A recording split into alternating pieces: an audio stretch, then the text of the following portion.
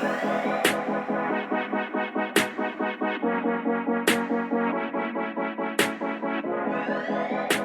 welcome to the X Podcast. So glad to have you back for another episode. I've got my good friend, my cousin from another mother. We're not really related, but Russ Moore with me. The Moore Podcast. The Moore Podcast. Moore Podcast. We're at the Putin table. Yes. It is kind of odd with just two of us in this really long But they just table. got done recording an Inspired podcast. episode dropping. So Shout out to the Inspired Pod. So we just decided to keep it, and so this is our COVID-friendly table. Yes. Yeah, we're being safe. We're being safe. So Safe or lazy, one of the two. How are you doing? You know I'm doing well. And how are you? I'm great. Yeah, what's new? What's new? Yeah, you just got back from Houston. I did. I had a trip The down deep to south. Houston, and it was... Is global warming real? Either global warming is real or Houston is about as close to Hades as you can get. It's like the entry point. It was pretty hot, about 100 degrees. But you ate a ton of seafood and...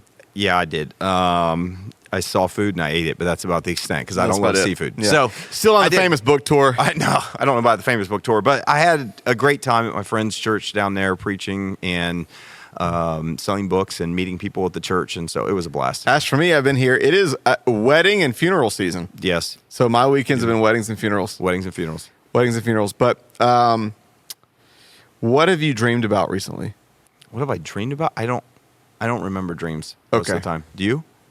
I have been recently. What are you? I've been taking these all natural sleep pills that somebody suggested because I was kept waking up in the middle of the night, and they aid not just your sleep but your lucidity. And I never remember dreams. I have had vivid dreams for the last 3 weeks. Are you serious? Oh yeah. I never remember dreams. What are these magical pills? These evil spiritual I think magical it's pills? morphine. It sounds like it sounds honestly like a what are those things called? The Transformer. It sounds like a Transformer, the name. But I'll find it. I'll send it to you. And you'll have to tell me your dreams. And so, I interpret them for don't me. know, but you have them. Yes. What is one I can interpret right now? Oh, I have a gift. I'm like Joseph. I'll have to tell you offline. Okay. Yep, let's tell you All right. offline. Okay. Well, it has been a pretty crazy time in our country. It has. It has. Was 3 weeks ago, we released an episode that we had recorded a couple weeks before that. Yeah. Talking about the Supreme Court leak of potential Roe v. Wade overturning. Now it is overturned. Yeah. I remember. Do you remember where you were when it happened? Because I think it might end up being one of those kind of moments where we'll look back and go, do you remember where you were? I mean, it's my entire life this has been Where this were way. you when the world stopped turning? Are you gonna that sing? September day? Are you going to sing again? Do you remember that Alan Jackson I song? don't remember that. Okay, sorry. Keep going. No. Actually, could we pause and go back to what was the song that you sang on Sunday? Do you want to sing a little bit? Yeah. How did it go? Like there was a normal singing voice, but most of the time when you do, you go into this falsetto. And it was, what was it? How did it go? It was, Saul slain his thousands. Okay. And that that was the best part. I forgot to tell you. That was your favorite part of the That was message. my favorite part of the entire message. If you guys missed it, you have to go back and watch Russ's latest message at the X Church. It was You'll get to hear some singing. And you get to hear him sing. And so that was his audition for the band. And they keep saying no. They haven't called you back yet. Quote unquote, not what I'm designed for. Okay. Well, I don't know what you're designed for, but this might be it. Sitting at the table, talking about having a conversation. And so I was in Houston at the time, and was with my buddy. I think we went to a driving range or something, and his wife contacted him and said, "Did you see the text message from your son or from Jordan?" And ended up being the overturning of the Actually, decision. I know exactly where I was. I was actually on a run, and my Apple Watch lit up. And it said new Supreme Court. I immediately knew. Yeah. And then what was kind of funny was 1 minute later, you knew what was coming. The text came to me and you from Pastor Zach, who is Mr. News. Yeah. Official breaking news. It has officially been overturned. Yes, that he made sure to make sure we were informed. And so, but it is a significant change. Significant decision, landmark decision to overturn, repeal something that was decided 1973, nearly 50 years ago. Yeah. And I actually never thought that it would happen. I never did either. All my life, I just never thought it would happen. And so it was, I don't know, it's been a major major newsworthy topic across our country, and instantly there was reaction. Yeah. So do you have any, I guess part of it is, I anticipated this. I think we did. So if you go back a couple episodes, I think it was episode 84, if you want to know just some of our thoughts, and I don't want to just go back into all the thoughts again. We spent about an hour just really dialoguing and talking about, what are the personal convictions that we have, but what is, how do people feel in this country about it, and what does it look like to talk through all of that. So we did that. So if you want to know our thoughts, we encourage you to go back and listen to episode 84. But what was your initial, maybe just reaction? Did you anticipate it? I kind of forgot that it was potentially coming. I remember when the leak happened, it was immediately thrown out there that if this was to be overturned, it would happen in June. Yeah. So, I feel like at least once a week it would cross my mind, wait, that's coming up. I wonder if that's still going to happen in June. Yeah. And so early June, it crossed my mind, okay, when is that going to hit? Just kept waiting. But I think when I finally saw it, in a way it's surreal because I heard somebody talking the other night on one of those late night shows that almost like being prepared in advance. This is one of those situations where being prepared in advance, I don't actually think we'll never fully know. I don't actually think acted as shockers to the amount of response. I think the amount of response on both sides was still just as heightened, even though we were ready for it. I think it shouldn't have been much of a surprise, right?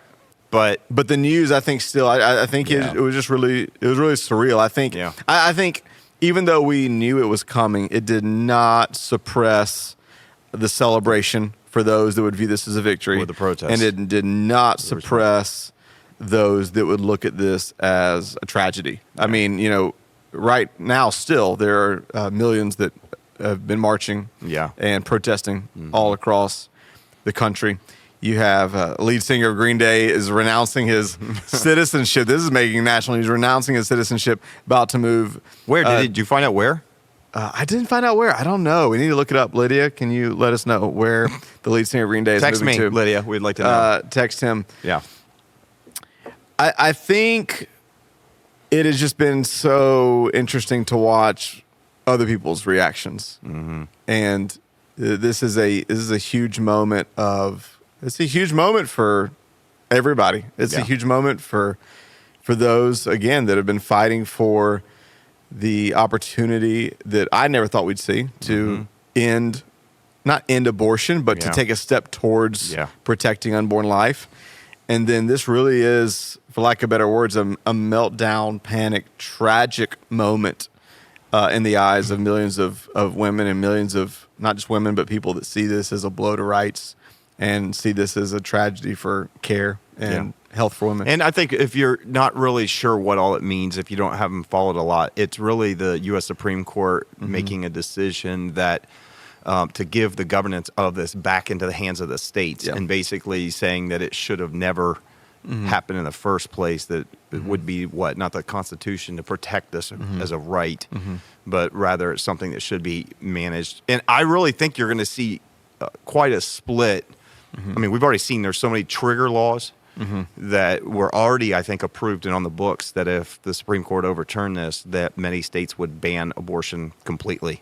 I will say, I don't know how many of them did that, but kind of as a non sequitur, I in the same way that I was really surprised that this happened, I have been equally surprised that already, because there's a lot of fear factors from both sides. But one of the things that was said on the left is, okay, if this is overturned and this amount of power is given to a Supreme Court that is this conservative right now, what's going to stop them from this just being a launching pad to go after same-sex marriage? And I'm shocked already, actually, that Clarence Thomas has come out, even the smoke hasn't even cleared from this.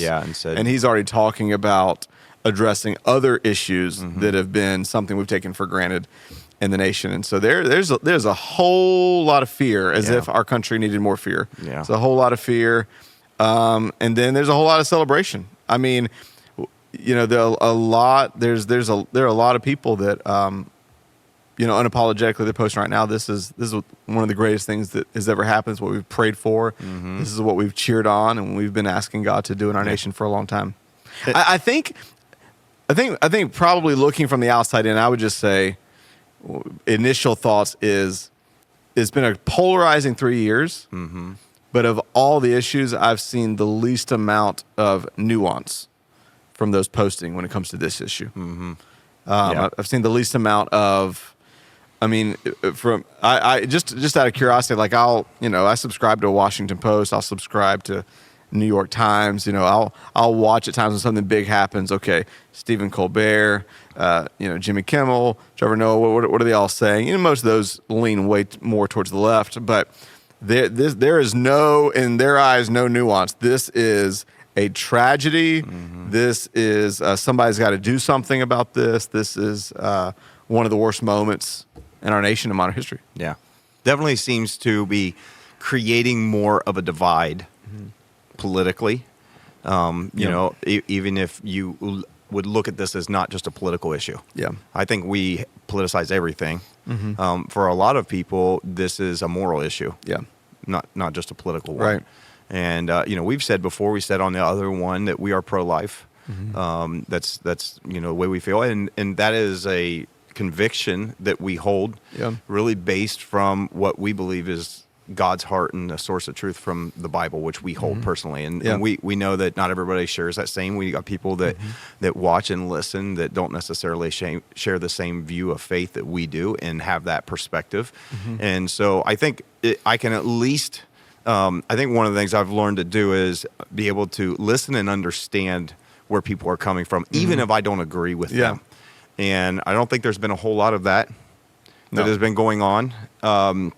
I think it's. I think one of my daughters, it was last weekend, sent me a message and said, "I just deleted social media to get off of it for now." She was like, "It is so, I don't want to say what, aggressive. It's so volatile. It's social media has kind of turned into.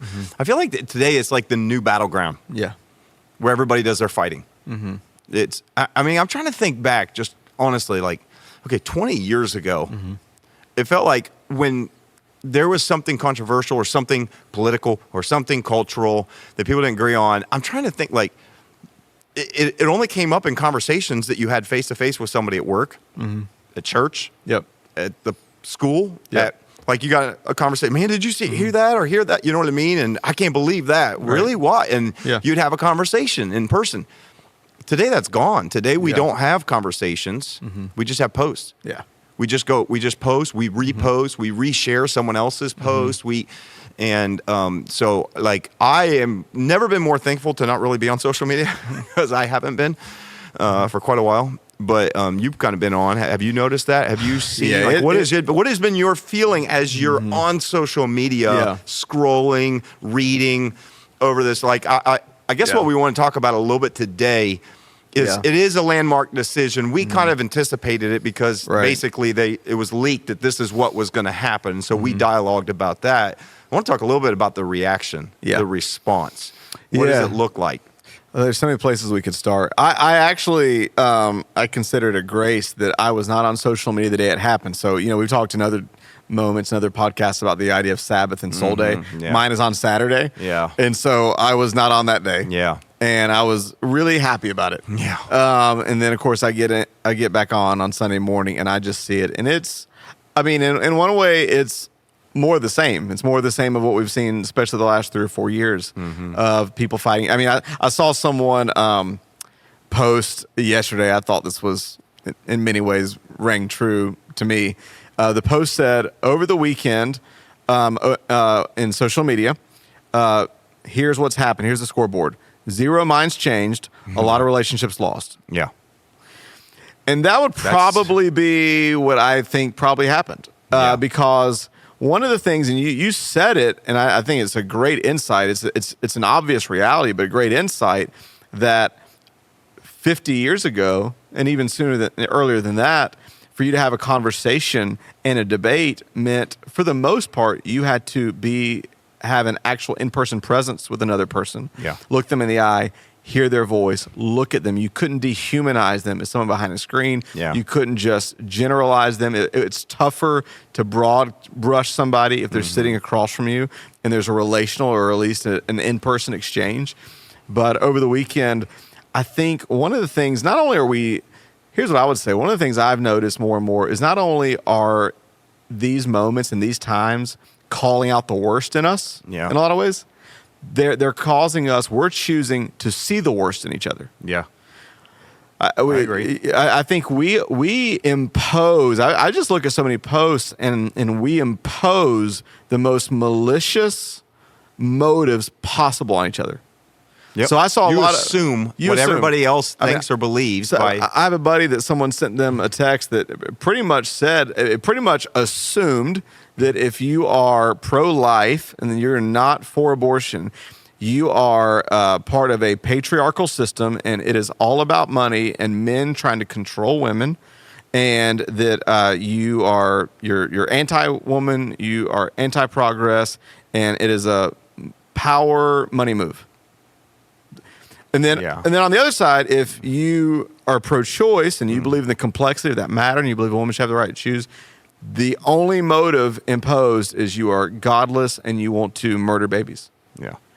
And so not only is this moment, I feel like, bringing out the worst in us, but we got to realize we are choosing to impute motive, the worst possible motives in each other, and see the worst in each other. And so I just saw a weekend and a week of, and I don't want to minimize, there are people on again, that to them, this is a really big spiritual victory. Yeah. I think I saw some things on both sides that kind of frustrated me. And just to your point, if you want to hear some of our thoughts, that's a few episodes back. For me, I've always believed, or I will say over the last 4 or 5 years, I've come to believe that complex, there are absolutes in truth.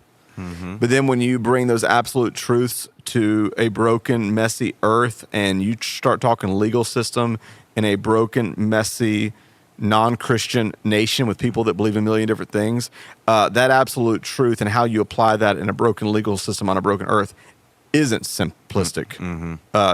It's complex. Yeah. And so I've always believed, especially as a church, when you look historically, the best way the church serves the world, it is not from top to bottom legal power. Never has been. Right. It's from the position of a servant. Yep.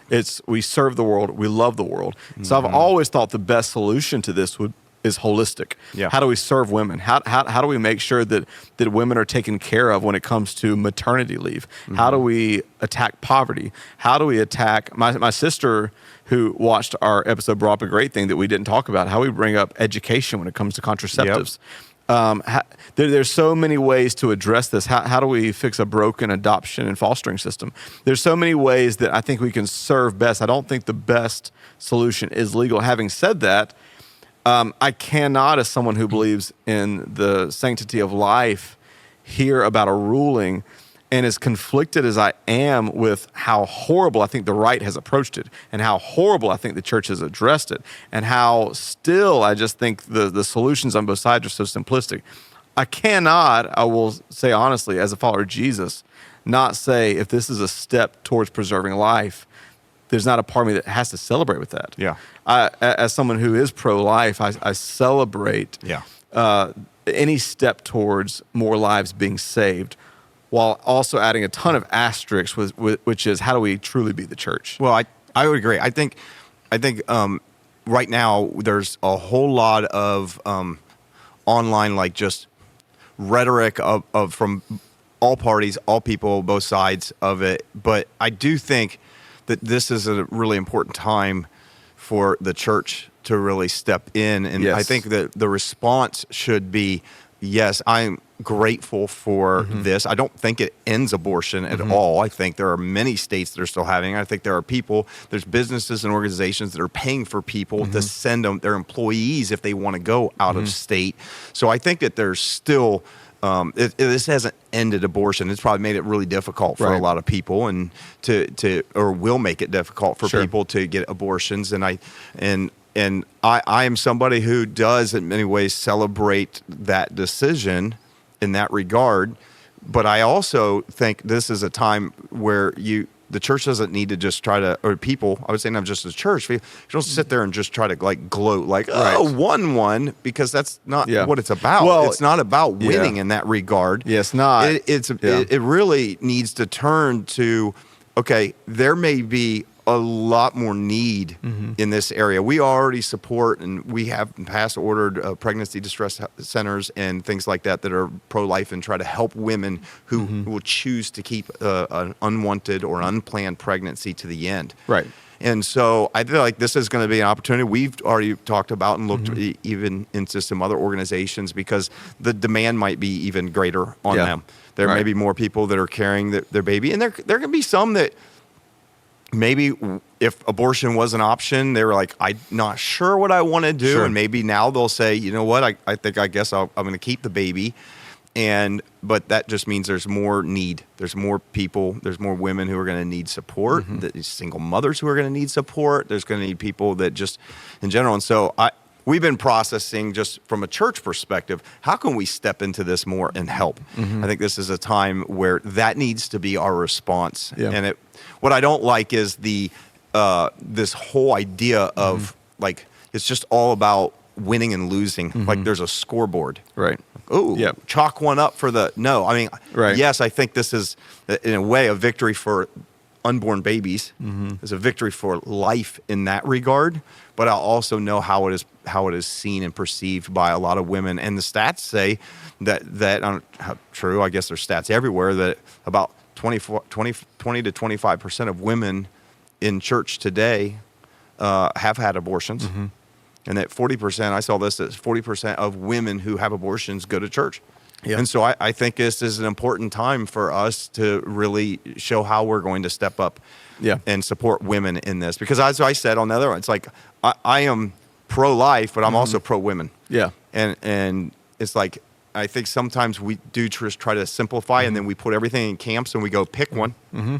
Are you going to be pro-life or are you going to be pro-women? Well, no, don't define me like that. Right. I'm going to tell you why. I'm more complex than that. I'm going to tell you why I'm both. Right. And even though that makes it confusing and how to even legislate that, I understand that. Then that's part of it. I think, there's so much to answer your question that I could talk about as far as what I've seen from both sides that honestly have kind of frustrated me from both sides. But one of the things, kind of to your point, is how we respond. Because to dig a little deeper into the response, a lot of the response on social media has been about what the response should be. Yeah. Especially in our context with church. There is a lot of societal pressure. I mean, really outside of the church, but there's a lot of societal pressure on how you respond right now. Yeah. And in the same way that, like I mentioned earlier, I think right now we are imputing and assuming the worst motives of the person that disagrees with us when it comes to what they believe. I've also continued to see an imputing of the worst assumption of motives and how people respond. So if someone don't respond, if someone responds in the way that you like or don't like, or doesn't respond in the way that you like or don't like, I mean, I've seen it, and we've seen this again for years. Like if a pastor. Because some pastors feel a more prophetic calling. They think the win is to stand up and just to, dogmatically make a point. And there's other pastors, they would say, actually, that my scoreboard is not to make a point to make the Christians, to pacify the Christians in my church. My goal is actually to win and reach a generation. And I'm going to stand strong on truth, but I'm going to have a different approach in how I approach certain topics. Yeah. But some people, and again, some people may disagree with that, and that's fine. Yeah. But I've watched people malign motives. Yeah. Instead of, and it's rare that you see somebody say, oh, they're approaching that different. Yeah. Usually it's, oh, they lack courage. Right. They're a coward. They're compromising. Yeah. They're being soft. Yeah. They're afraid. And I just, it's our continued distrust of each other, our continued maligning of each other, slandering each other, and judgment of each other's hearts is not helping. Yeah, I asked a couple other pastors just locally because there's been some people online that are like, let's go back to call out culture. There's been this call out culture that if you don't say something and you don't come out and celebrate a victory, if you're a pastor or if you're this, it is. It's been assumed, oh, you must be pro-choice or you must be this because you're not saying something. But so I asked a few other pastors, friends of mine, local. I was like, do you feel like, you need to say something? Yeah, because I told you there have been people that from both left and right, there have been pro-choice people call in and say, hey, what's your stance? Yeah. And then there's been a lot of pressure through social media. Hey, the pastors that are saying something, the pastors that aren't. Yeah. And so I asked them, and I think collectively what, a lot of us have come to understand, and I have a few thoughts about this, and I'll be curious yours.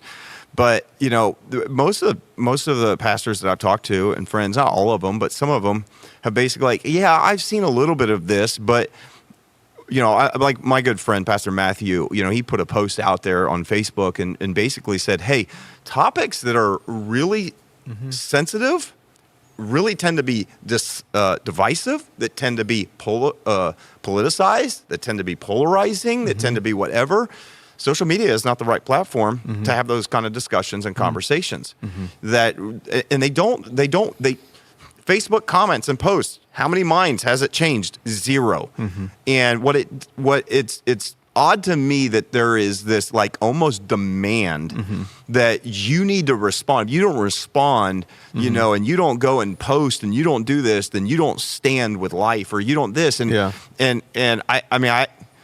but on a topic that we know, we've sat down and talked through is really complex when you get down to it. I mean, it's my stance personal and my stance and our stance, I would say probably as a church, is because of our biblical foundation and what we believe is not confusing. We said it. We were very clear. We were very clear on the episode, the podcast we did.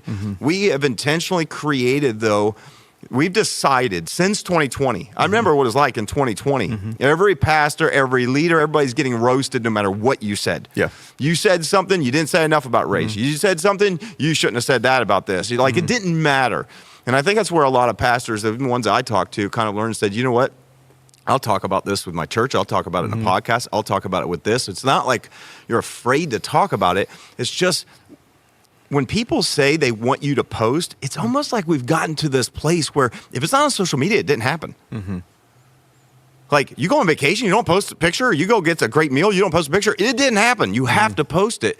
And I just kind of reject that whole entire idea and pressure that you have to post something to show where you stand. And if you don't, because here's the way I liken it. This is the best way I can analogy. We always say around here, if you have to have a difficult conversation, and I'd say this is just good advice in general. You're dealing with a complex subject. You're dealing with someone else. Never have it over email. Never have it over text.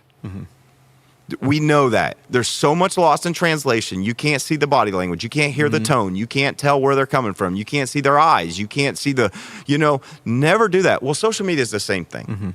You can put out a post and say all you want, but people are going to look and find what they want to find. Right. And people just want to, let's be honest, we want to scroll through. We want to see what that person that we admire or that person that we think so much about, we want to know what they have to say because we want to see if what they post is what we believe. And if it doesn't, we get mad and we're going to cut them out.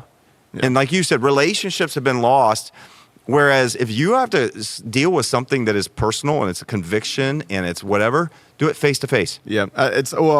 Really a lot of, again, not to stereotype, because that's one of the things we try to demolish at this table, stereotyping, but what it feels like a lot, at least from the right when it comes to this pressure, is it feels like this sense of, I think we would all say if you're pro-life that this is a spiritual issue. It's a spiritual war. But let's be honest, the way it's talked about most of the time does not feel like a spiritual war. It feels like, and is talked like, it's a cultural war. And what it feels like is if we really strip away all of our Christianese and our high moral, self-righteous language, I think a lot of us, what we're doing is saying, hey, I want you to make a statement and I want to see if you're on my team. Yeah. And I want to see if you're on my side. I want to know where you stand as long as you stand with me. As long as you stand with me. Okay, so on that, I want to read something because this has been, since you've not been on social media, this is the post that has really been making the rounds that people either love or despise.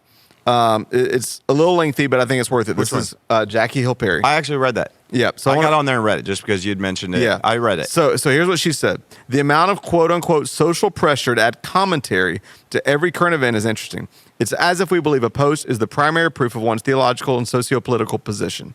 To me, sometimes it seems that certain quote hot takes are less about the event and more about one's response to said event categorizes them. A social media post becomes a tribal marker, a gang sign, an anthem for which quote unquote side you represent.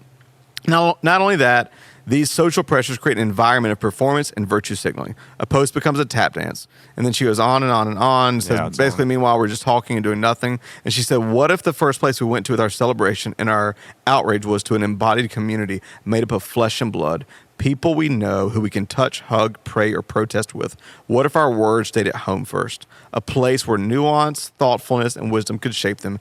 None of this is to say we shouldn't speak, but we should be slow in doing so. If and when silence seems to be the wiser option, may it be because your words found a refuge away from the applause. So here's the thing, though. A lot of people, and by the way, for me, one other answer to your original question of what I felt like on social media is I felt like, oh, wow, this is a weekend. And I'm not minimizing those that were truly crying out from pain or celebration. But to me, it felt like a weekend of noise that I didn't need to add to. That's what it felt like. Sure. It felt like a weekend where a lot of people were reacting and few people were taking the time for responding. And the older I get, there's times to absolutely speak up. Then there's other moments where, hey, there's a lot of noise and the wise are going to take time to respond and not react. And the question is, how do you speak up in a way that's actually effective? Well, and here's the thing, because here's the pushback, even what you were just saying, of, well, okay, maybe we don't need to do everything on social media. The pushback from a lot of people were, okay, that's fine, but Jackie Hill Perry, you and a bunch of, at times, labeled, quote-unquote, woke Christians built this platform of protesting and posting about social justice 2 years ago, but now, these few days, you've been silent, and you have some leaders coming out and heresy hunters on podcasts saying, "Well, you're being hypocrites." What would you say? I think unfortunately, what we've done is we've just taken all these different topics, these issues that we have, and we're basically just throwing them in these generic buckets. Yeah, and we're saying, okay, so when this one, which one side politically tends to lean. You said this, now over here, even though you claim to be a Christian or someone, you're not speaking up in this regard. And I just think that is a little bit of an oversimplification of this. As I said, in response to that, and again, I can't speak for her, but one of the things that I got in talking to a couple pastors locally is that did try to speak up on social issues 2 years ago that haven't come out and posted publicly on this, is that they learned that when they spoke up on platforms, social media platforms, that they created just as much confusion. They created just as much. People still came at them. Like, it's like that, even, I mean, I just remember the whole thing is like if you were, when it was all about the race thing, and if you posted and you said something for black people that was going on in our country, then you were anti-police. Yep. And it was like, no, I'm not. Right. Like, stop boxing me in. But that's what happens. People will see you through their political box. Yeah, and what happens is that we have on social media, I feel like we have just kind of reduced everything down to this bare minimum. It's either this or this. And so a lot of them have kind of been like, no, I have no problem talking about it. Like, one of my friends who's a pastor, he says, I'm doing an entire message on abortion. He said, I had planned that in advance anyways. It's coming up in another month. And we'd already done a podcast. Exactly. And so it's like we want to, I mean, that's part of the reason why we started this 2 years ago in 2020, this podcast, was because we realized we need to have an opportunity to sit at a table and in a long form have a conversation about how we're processing, how we're thinking, how our faith might inform us, understanding somebody that has a different perspective, where they're coming from. And so we we are not afraid to, we will address all of these things culturally. Yeah. We may at times, when we do it, at times address them in a message or from the pulpit or whatever with our church, but we're going to do that in person in many ways. We're in person having this conversation, even if podcast, but long form, not just in a simple post. I want to be able to have a conversation. And I'll give you an example of how I saw this play out on Sunday.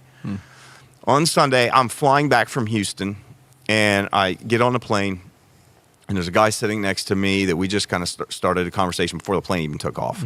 Started talking about sports. And we were sitting next to each other on the plane, and for the entire flight home from Houston, couple hours, we had the most engaging, incredible conversation. We talked about, not only did we talk about sports and how Michael Jordan is the GOAT, and we talked about, we talked about all those things. But I asked him, I said, what did you think about Roe versus Wade decision? I mean, it was hot news. And he said, oh, it was terrible. What an awful decision. I can't believe that. So it's a perspective. And I said, okay, I understand. And I said, well, I'm, and tell me why. And then he began to just talk about, some of the reasons why. Okay. And so then what happened that was so amazing in it was as I told him, I said, well, I'm pro-life, but I understand what you're saying. I said, and so he started asking me, he said, well, tell me why, maybe someone, a Christian or something, what is there in the Bible that talks about abortion or talks about life? And so I said, well, okay, let me tell you why. And I gave him several verses that really speak to the value of life and how it talks about how Jeremiah, before he was formed in his mother's womb, that God knew him. David, the same thing in Psalm 139 and all. I talked through some of these different things. I even talked about infanticide in the early Roman Empire and how the Christians were the ones. And I said, this should be our response as the church. It should be, how do we love and how do we care for and help? And you know what?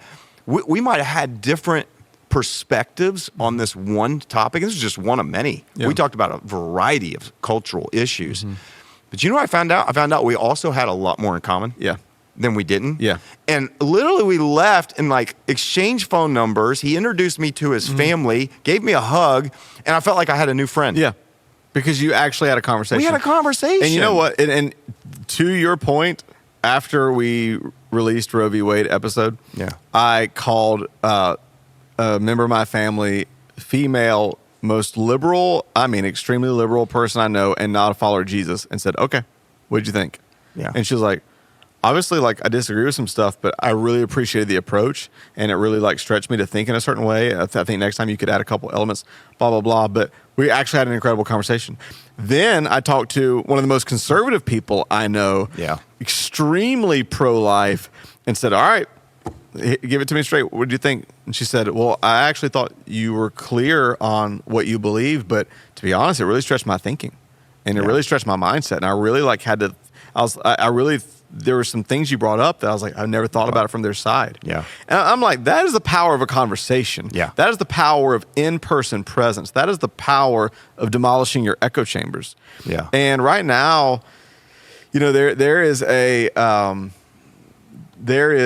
what's interesting, as I think I told you, in this whole social media just mud-slinging moment, there is also a pushback against nuance. And I'm like, if we've ever lacked nuance as a society, it's now, and the polarization is killing us. It's killing us mentally. It's killing our empathy. It's killing everything. And so I think that we're coming to a point as a society where can we have conversations? Can we agree disagreeably? Can we hold true convictions while still loving each other well? And I think, just to add to that, I think that is one of the reasons why we started this podcast. That's one of the reasons why we wanted to create, what does it look like to have conversations? And I think it's important to understand it's okay for us to hold convictions. It's okay, whatever it is, the topic, and I think we have to understand people's personal convictions come from personal experiences, come from how they were raised. It comes from a relationship they had, an experience, an encounter they had that has informed how they hold a personal conviction. And I think it's okay. I don't think that I'm not trying to suggest that we all just need to get bland and vanilla and not get passionate about things and not have a personal conviction. We did an episode on Uvalde thing, and there's so many passionate convictions that we might have, and we could see some things differently, but also agree. And I think that's what we sat down to go, hey, like you have see it one way, I see it slightly different way, but we meet in the middle, and there are a lot of things that we agree on. And I think we have to learn how, as a society, and I dare say, I hope we should already understand as a Christ follower, that it's one thing to hold a conviction close to your chest. Yeah. And that is great. Like, I want to be a person that has convictions. I have morals. I have certain values that I hold and I believe. But at the same time, I don't want to use those, or in the way I talk about those things, I don't want to lose relationships. I don't want to lose friendships. I don't want to lose family. In fact, when you take your conviction and you broadcast it in a way through social media and other ways that is polarizing, that is damaging to relationships, here's what you need to realize. Not only are you losing out a relationship, you're actually losing out an opportunity to change someone's mind. Yeah. And it goes back to, it sounds cliche, but it's a truism that's actually true, that we can always decide whether we're going to make a point or make a difference. One's motivated by pride, a lot of times self-righteous pride, and one's motivated by love. And I do want to circle back, because I think this isn't the point of what we're saying, but I do think there's a distinction in the response of 2 years ago and now. There has not been any lack of Christian dogmatic opinion when it comes to the pro-life issue over the last 40, 50 years. Like, the world is really clear on where the church stands. What the world has not been very clear on is if we actually love them and if we actually care about women. Yeah. And that's where we 2 really years need ago, when this happened, and the whole constantly minimized or denied reality of systemic racism, and what a whole group of people in our nation, whether we understand it or not, whether we agree with it or not, what a whole group of our brothers and sisters have wept over and grieved over and experienced in their community, when we finally saw a 9-minute live murder that brought that to the top. Whereas it had always been really, really clear where conservative right Christians fell on abortion, it had not always been clear if we were actually with our Black brothers and sisters. And that was a moment, because while you may not change somebody's mind with a post, there is power in awareness.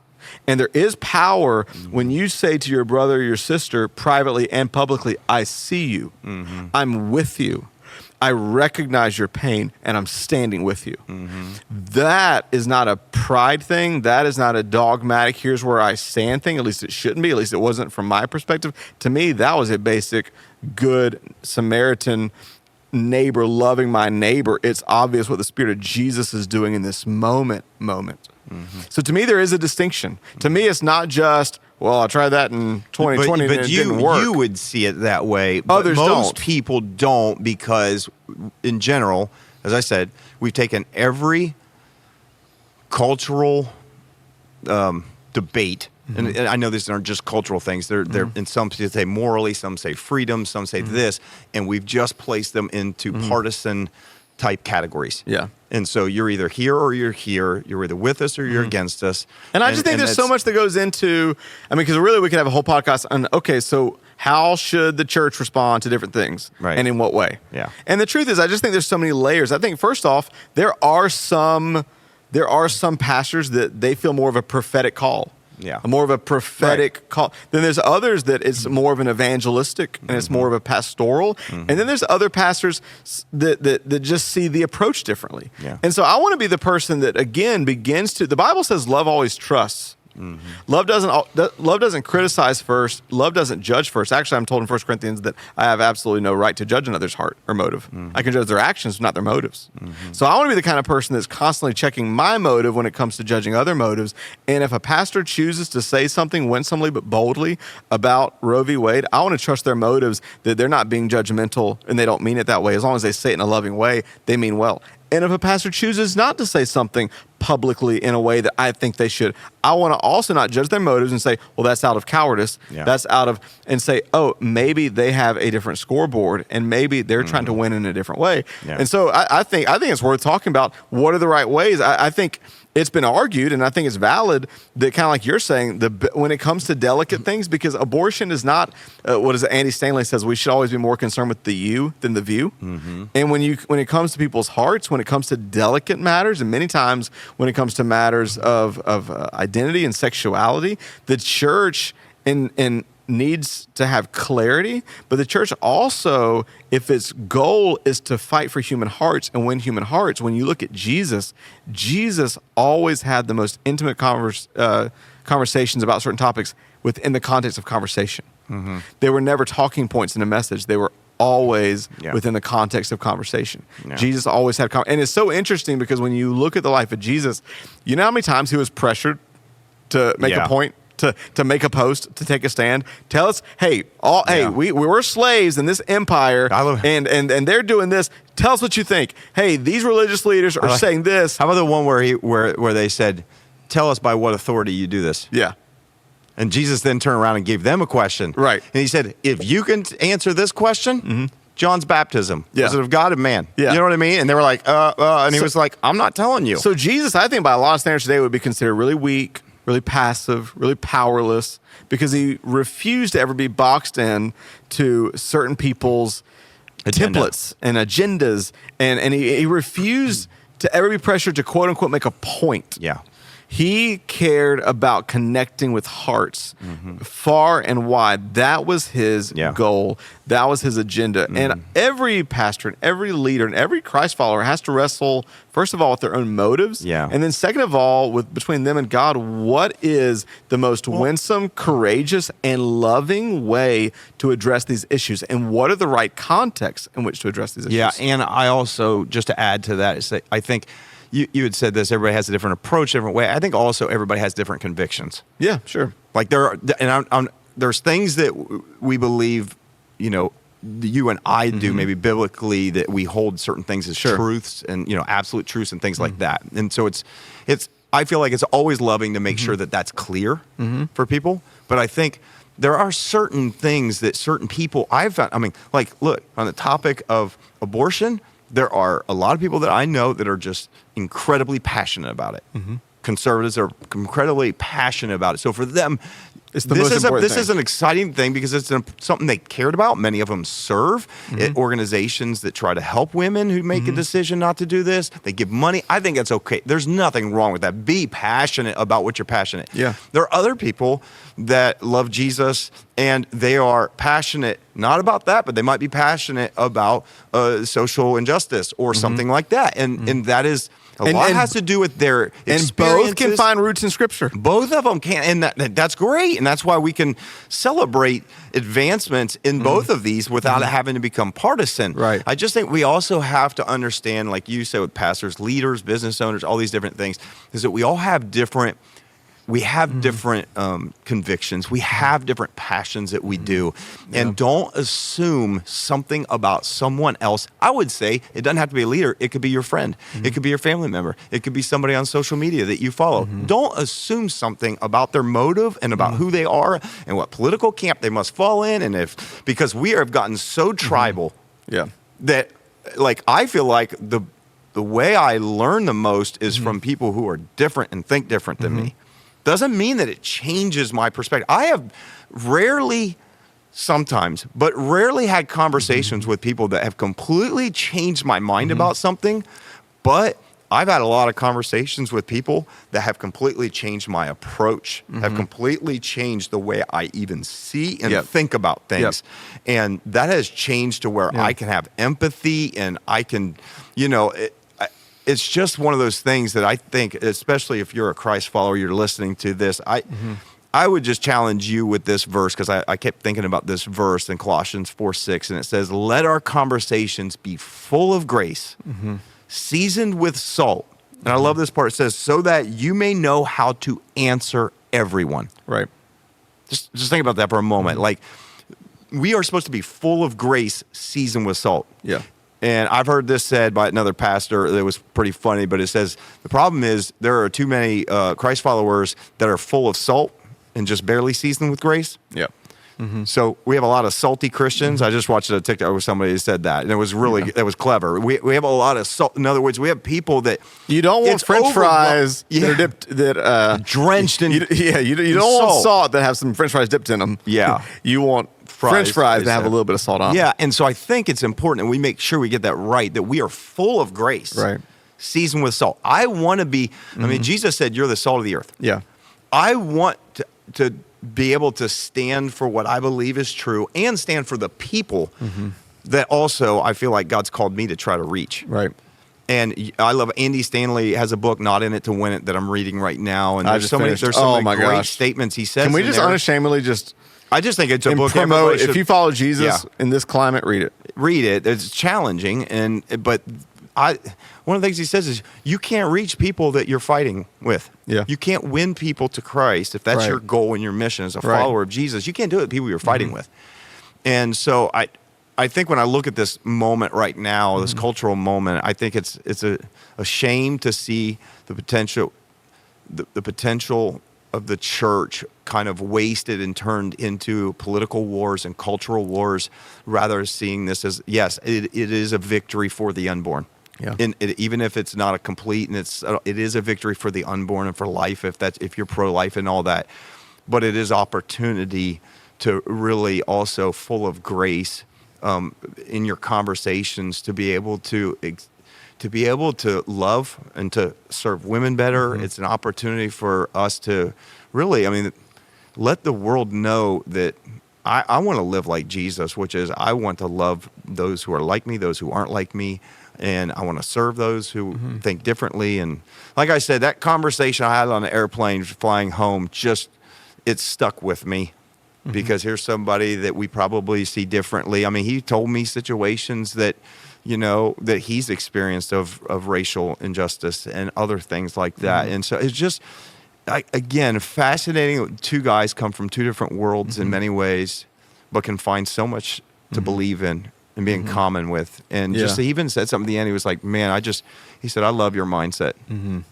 That's what he said. Again, we come from two different worlds, probably politically lean differently in many ways. And yet there was so much that we had in common, so much we agree. He helped me understand about what you said about contraception. I had no idea.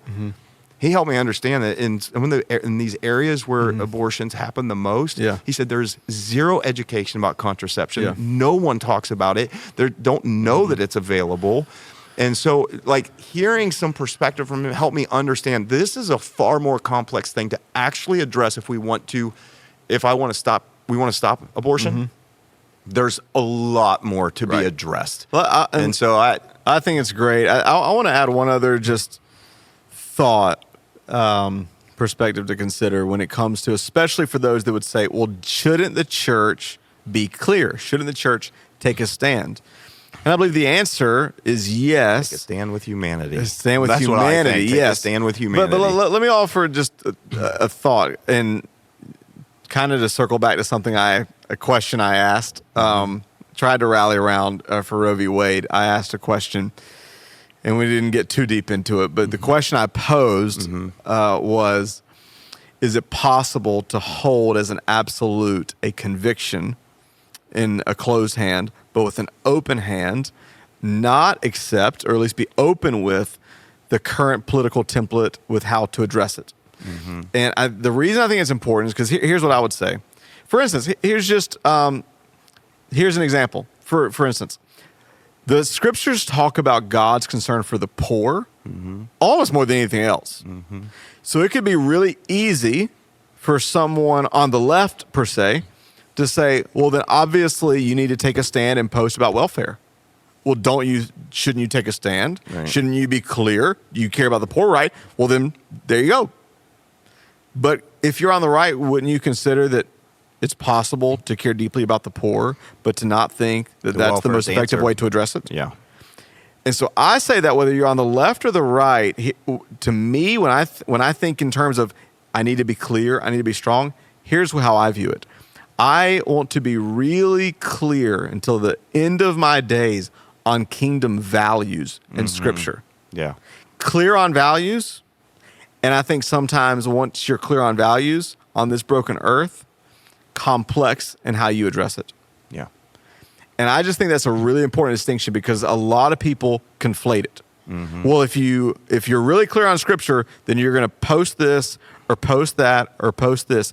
You can be really clear on values, but I'm not going to conflate a biblical value with one binary, politically charged, skewed strategy or method, non-holistic method to approach that, and then let somebody stamp a judgment that if you don't shout with a bullhorn on that means that you're not clear, you're gray, you're muddy. No, you can be absolutely clear on an absolute truth, but you can live in the real world and be holistic enough and love people enough and understand the complexities of an issue when it comes to legal and social and societal enough to say, yes, this is unwavering. I will always stand for compassion. I will always stand for love. I'll always stand for righteousness. I'll always stand for life. Now, how that plays out, let's actually use wisdom and let's actually. Well, I think, just to clarify your point, because I see where you're going. And, it's like there's a difference between a principle and a policy. Yes. And it's like I can hold this principle in my hands closed and say, this is what I believe, and here's what informs that, while recognizing that there are a variety of different ways to address the policy of how to do it. So how do we address the poverty, and how do we address education disparities, and how do we address any kind of racial inconsistencies in our society? How do we address abortion? How do we address this? The principle, the value is what I believe about this. I believe that life is intrinsic, that it is valuable intrinsically, that God creates life. And so if that's my value, that's one thing, then it will inform what policy that I do. But I can understand that it's complex and how to address this. And so the same thing can be said with all of those other situations. And so I think it's a great way of looking at it. There's your principle, and then there's policy. Because it should inform policy. Let's not put those together, because there's the third P, which is my party. Right. My partisan. And that lumps them all together and says that they're all one thing. And that's a great way to put it, principle and policy. And my argument isn't that we shouldn't vote our conscience. We absolutely should vote our conscience. And I know there's going to be no perfect laws. And I know we have to, but if we're going to move the nation forward, and if we're going to continue not to alienate people, but to reach people, and if we're going to honestly, if I'm going to make it my honest conviction to think more biblically than I do politically, then I'm going to start with kingdom values. And it's going to trickle down from there. And in my personal opinion, if you start not from party and not from policy, but from kingdom values, then that, when you come to policies, is going to take you all over the board. And in my personal opinion, you're not going to end up fitting neatly in any of the categories. You don't. And so I think it's been a good conversation to have, because I think we kind of anticipated the Roe v. Wade, and so we did a whole episode on just kind of walking through that. But I thought it was good for us to do a follow-up now that it actually happened, this landmark decision, and really talk about really the response. And I think what I can control is my response. Yes. And I would just challenge everybody that's listening, that you're watching this, that Colossians 4:6, what if we put that as just a banner over every difficult, complex issue and situation, that we would let our conversations be full of grace and seasoned with salt, and so that we will know how to answer everyone. You know what? And it doesn't have to be one way. Pastor Jesse and some of our team, we're reading some books right now just to educate ourselves on some current issues and topics. And Pastor Jesse right now is reading, one of our guys on staff, he's reading a book on just the cultural moment we're in when it comes to gender issues, sexuality issues, all kind of issues. And Preston Sprinkle, who's a theologian, but also just incredibly winsome, incredibly compassionate, he made a point that's to your point. He said, no one in the history of the world has ever been logicked into change. They've only been loved into change. And so we can stand strong on truth, but when it comes to how we react, let's be full of grace, seasoned with salt, and let's just continue to check our motives. I mean, I've been frustrated at both sides. I have to check myself. Am I speaking to make a point, to make a difference, to win a culture war, or am I speaking to influence hearts? And to actually win people to Jesus, who I believe is the ultimate source of truth. And I believe if I can win and draw people into the goodness of Jesus, he has enough power to change every morsel of someone's life and heart. Yeah, it's good. Well, we hope that you engaged in this conversation with us wherever you are. And I hope that you continue to really think about the conversations that we have. And it's not just posts, but what does it look like to have a personal conversation with someone? Because I think, like I said, and we talked about some personal conversations we've had even around these things. Yeah. I think it's probably advanced more in that person and in my heart from that conversation than any post ever would. Yeah.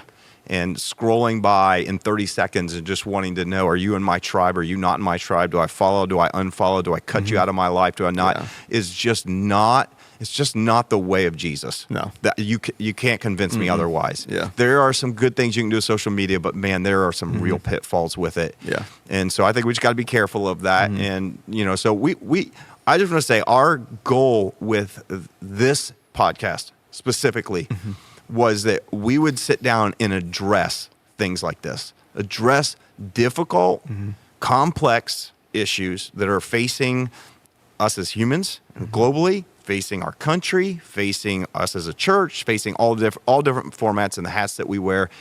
And we intend to use the conversational style to talk about some of these things. And at times we will from the pulpit, at times we will in the church if we feel that kingdom value really needs to be communicated. But there's other methods that we're looking at. There's labs, there's other things that we're looking at putting together that enable someone to have a really, really, on a complex issue, to have a really thorough conversation. Yeah. And so that we're clear on where we stand on this because of the value, but that we also do it in a loving way. Yeah. Because at the end of the day, that's what we're called to do, is to love others. Yeah. Love those who are different than us. So thanks for joining me for this conversation. It's been great. It's been great. And so we hope that you've enjoyed this conversation. We'd love to know your feedback. I mean, we do not for 1 second think that the way we think is the way you think. Yeah. We understand. That's the whole point of this conversation. And so if you feel differently about someone, or there's something that you want to express, we're up for that. I think that's the whole point. We want to be able to disagree agreeably, to be able to have a conversation. So we always open it up to say, if you have a part in this conversation, you can send a podcast to podcast, right? Yep. Podcast at the X Church. Yep. And you can let us know. And if you think this will be helpful to engage in the conversation, share it with somebody else. We'd love to continue the conversation. So thanks for joining us this week. Until next week, have a great one.